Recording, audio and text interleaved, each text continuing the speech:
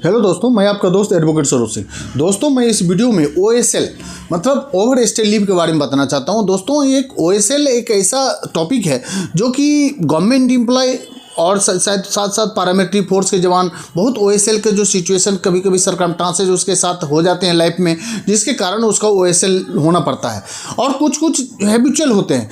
दोनों तरह का फ़र्क है। अगर जेन्युइन रीजन वैलिड रीजन के कारण अगर हो रहा है तो वो अलग सिचुएशन हो जाती है, और इंटेंशनली डिलिबरेटली नोइंगली अगर हैबिचुअल अगर ऑफेंडर होते हैं जो कि इस तरह से वो लीव लेते हैं तो वो एक डिपार्टमेंट पे बहुत गलत इम्पैक्ट डालता है, और इसके कारण बहुत सारा उसको नुकसान हो जाते हैं। जैसे कि कभी कभी पनिशमेंट हार्श पनिशमेंट होता है, जैसे डिसमिसल फ्रॉम दी सर्विस हो जाती है, कभी कभी हो जाता है सैलरी रिजेक्शन हो जाता है, सर्विस रिकॉर्ड खराब हो जाते हैं, जो पूरी तरह से सर्विस उसका खराब हो जाता है। MSP के इम्पैक्ट पड़ते हैं, इंक्रीमेंट के उनका इम्पैक्ट पड़ता है, तो इसके कारण उसको कैरियर पे बहुत सारा बैड इम्पैक्ट पड़ता है दोस्तों।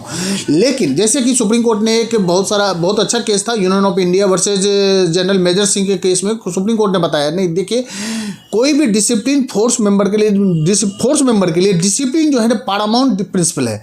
और कोई भी अगर इस तरह से ओवर स्टे करता है इंटेंशनली या डिलिबरेटली और जानबूझ के इस तरह से करता है, तो ये दैट मीन्स ये पैरामिलिट्री फोर्स का और फोर्स मेंबर को और कोई इवन कोई दूसरे भी डिपार्टमेंट के इंटीग्रिटी पर इफेक्ट डालता है, जिसके कारण उसका पूरा जो है ना डिपार्टमेंट का माहौल जो होती है ना एक तरह से पोल्यूटेड होती है, और एक समाज सोसाइटी पे भी उसका गलत असर पड़ता है, फोर्स मेंबर के पूरे इम्पैक्ट पड़ती है। तो इसके कारण सुप्रीम कोर्ट ने बहुत सारे जजमेंट में उन्होंने बताया, इवन हाई कोर्ट ने विभिन्न जजमेंट दिए हैं, बहुत सारे जजमेंट दिए हैं, जिसमें बहुत सारे केस में ऐसा हुआ है कि ओवर स्टे में पैरामिलिट्री फोर्स को रिलीफ भी दिया गया है, और बहुत सारे ऐसे हैं कि उनको रिलीफ नहीं मिला है। कुछ ऐसे सिचुएशन सरकमस्टांसेज हो जाते हैं जिसमें कोर्ट ने बोला है कि नहीं भैया, अगर इस तरह का सिचुएशन सरकमस्टांसेज होते हैं जहां पे वो मतलब उसके कंट्रोल में नहीं था, बियॉन्ड कंट्रोल था, उसका सराउंडिंग सरकमस्टांसेज ऐसे थे जो उनको लीव लेनी पड़ी थी, और इसके कारण उसका सर्विस अगर होता है तो उस पैरामीटर पे उसको कंसीडर किया जाएगा। और बहुत सारे हाईकोर्ट ने उसको रिलीफ भी दिया गया था। कोर्ट ने सीधा बोला था कि ये रीजन जो होनी चाहिए वैलिड रीजन होनी चाहिए, जस्ट और रीजनेबल रीजन होना चाहिए। और बहुत सारे जज हाईकोर्ट ने अपने इलाहाबाद हाईकोर्ट ने, दिल्ली हाईकोर्ट ने बहुत सारे जजमेंट में उन्होंने बताया कि अगर रीजन वैलिड है, जेन्युइन रीजन है, रीजनेबल ग्राउंड है, और इस बेसिस पे पैरामिलिट्री फोर्स को इवन फोर्स मेंबर को रिलीफ दिया गया है। दूसरी बात, तो कोर्ट ने ये भी बताया कि देखिए, ये इसके बाद आपको पहले ये देखना चाहिए कि अगर वो सिर्फ टर्मिनेशन वो उसी बेसिस पे होने चाहिए कि पनिशमेंट जो होनी चाहिए प्रोपोर्शनेट होनी चाहिए। ऐसा नहीं है कि हार्श पनिशमेंट हो जाना चाहिए। मान लो सपोज कोई अगर हैबिचुअल ऑफेंडर है और हैबिचुअल लीव लेता है, तो वो उसका कंसीडर अलग ढंग से कंसीडर किया जाएगा, क्योंकि वो हैबिचुअल है। उस कंडीशन में वो उसको जेन्युइन रीजन उसको नहीं होता है उसके पास, वो जानबूझ के हैबिचुअल होते हैं, तो उसमें उसको रिलीफ मिलने के चांसेस कम होते हैं। उस कंडीशन में उसको हार्श पनिशमेंट अगर दिया गया है, डिसमिसल किया गया है, तो वो एक वैलिड रीजन है।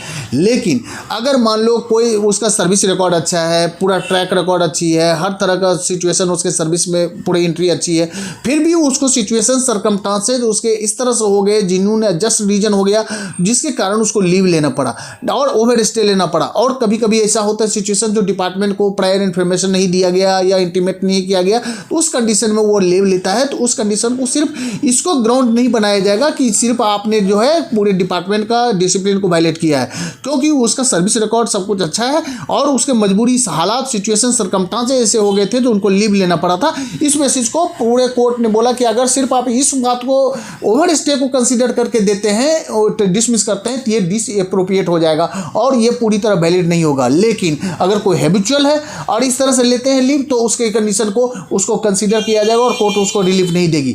दूसरा बात कि अगर देखिए जैसे मेडिकल इमरजेंसी हो गई, मेडिकल इमरजेंसी के केस में भी उसको रिलीफ, अगर इस तरह का सिचुएशन हो गए जो मान लो उसको डिपार्टमेंट खबर नहीं कर पाया या प्रॉपर कम्युनिकेट भी किया लेकिन डिपार्टमेंट की तरफ से कोई रिस्पॉन्स नहीं आ रहा है, तो उस कंडीशन में वो लिया है, तो वो एक वैलिड रीजन हुआ, जेन्युइन रीजन है, तो उसका कारण कंसीडर किया जाएगा। दूसरी बात कि अगर मान लो कि किसी तरह का डिपार्टमेंट ने गलती कर दिया, बिना कोई शो कॉज नोटिस का, बिना कोई इन्फॉर्मेशन का, बिना कोई इंक्वायरी किए हुए, प्रॉपर इंक्वायरी किए हुए उसको डिसमिस कर देते हैं, तो इसमें भी जैसे प्रॉपर इंक्वायरी नहीं किया और डिसमिस कर दिया, उसमें भी बहुत सारे जजमेंट हाई कोर्ट ने दिया हुआ है।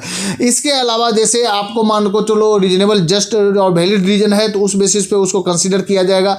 दूसरी बात प्रोपोर्शनेट में, जैसे मैंने बताया कि अगर ट्रैक रिकॉर्ड आपका अच्छा है तो उसमें आपको ये देखा जाएगा कि किस तरह से पनिशमेंट, उस हार्श पनिशमेंट दिया जाए या मिटिगेट किया जाए, कम पनिशमेंट दिया जाए। लेकिन अगर कोई सर्विस रिकॉर्ड पूरा अच्छा है तो उसके बाद भी हार्श पनिशमेंट देते हैं तो वो डिसअप्रोप्रिएट हो जाएगा, इसको भी कोर्ट ने माना है। इसीलिए मेरा दोस्तों ये है कि कभी कभी होते हैं लाइफ में जो सर्कमस्टांसेस, सिचुएशन ऐसा हो जाते हैं जो कि बियॉन्ड कंट्रोल होता है, लेकिन मेरा सर्विस रिकॉर्ड अच्छा है। सिर्फ सर्विस रिकॉर्ड को देखना और सब हर एक पैरामीटर को देख के कंसीडर करने का कोर्ट का नजरिया है कि नहीं, आप सिर्फ ओवर स्टे को कंसीडर ना करें, उसके पीछे का रीजन, सर्कमस्टांसेस और उसके पूरे सर्विस रिकॉर्ड का स्क्रूटनी करें और पूरी तरह वो जस्टिफाई हो तब आप उसके पनिशमेंट दें। बहुत सारे जजमेंट में बताया गया है। मेडिकल इमरजेंसी तो मैंने बताया है। इसलिए दोस्तों ओवर स्टे मेरा ये कहना है कि ये डेफिनेटली ये सिचुएशन, सर्कमस्टांसेस कभी कभी बियॉन्ड कंट्रोल हो जाते हैं, लेकिन जो है पैरामिलिट्री और फोर्स मेंबर के लिए, स्पेशली दूसरा सिविलियन के लिए और फोर्स मेंबर के लिए लीव में दोनों में फर्क है, क्योंकि सिविलियन का अलग रीजन हो सकता है, लेकिन फोर्स मेंबर से एक उम्मीद किया जाता है कि डिसिप्लिन फोर्स मेंबर हैं और उससे पैरामाउंट डिसिप्लिन का देश एक्सपेक्ट करती है और डिपार्टमेंट एक्सपेक्ट करती है। दूसरी बात कि उसके उनके इंटीग्रिटी पे भी, डिपार्टमेंट की इंटीग्रिटी पे असर पड़ता है। इसलिए ओवर स्टे का सिचुएशन, सर्कमस्टांसेस मैंने बता दिए। बहुत सारे जजमेंट है, मैं एक दो जजमेंट का भी नाम बताता हूँ। जस्ट रीजनेबल वैलिड रीजन जो बताया था इक्का रेड्डी के में, राजू के जजमेंट में, बीरा राजू वर्सेज प्रधान प्रज्ञान के केस में उन्होंने बताया था और इसमें जस्ट और वैलिड रीजन के बारे में बताया गया। दूसरी बात कि प्रीवियस सीरियस सर्विस रिकॉर्ड ये सब को देख के सिर्फ अप्रोप्रिएट और डिसअप्रोप्रिएट प्रोपोर्शनेट पनिशमेंट के बारे में देखा गया है, उसका भी जजमेंट मैं बताता हूँ। Union of India versus Giriraj Sharma, इसके बारे में बहुत सारा जजमेंट है, आप लोग इसको देख लेंगे। समय समय पर जो भी मेरे से जानकारी लेना होगा आप ले सकते हैं। थैंक यू, जय हिंद।